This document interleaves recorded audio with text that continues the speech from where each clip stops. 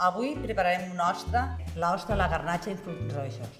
Per a fer-li una guinyada a les Terres de l'Ebre i la garnatxa que tenim aquí a les Terres, han fet la garnatxa emulsionada i han tingut que tindre 24 hores a la nevera a refrescar per a reposar. Seguidament tenim un gel que han fet amb pomelo i fruits rojos en una tècnica que és com un gel.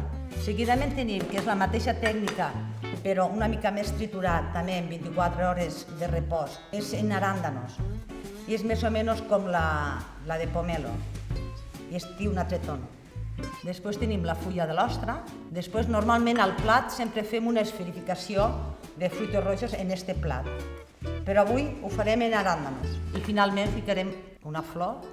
Bueno, comencem a obrir l'ostra, que sempre costa una mica, però quan s'agafa la tècnica és fàcil. I començarem a preparar el plat. I després hem de ficar i agafar el que hem dit, la garnatxa.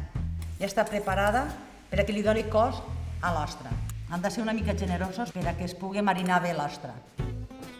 Ara seguidament agafarem el que són el gel.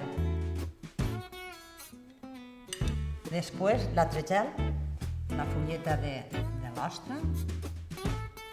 Com havíem dit, sempre ho fem en esferificació. Avui és una perla negra, serà l'aràndano. I bueno, com a final li donar-li un toquet, avui ficarem una flor. Bueno, aquí ja ho tenim preparat, està molt bo. S'ha de provar, s'ha de vindre al restaurant i se podrà menjar molt bé a l'ampolla.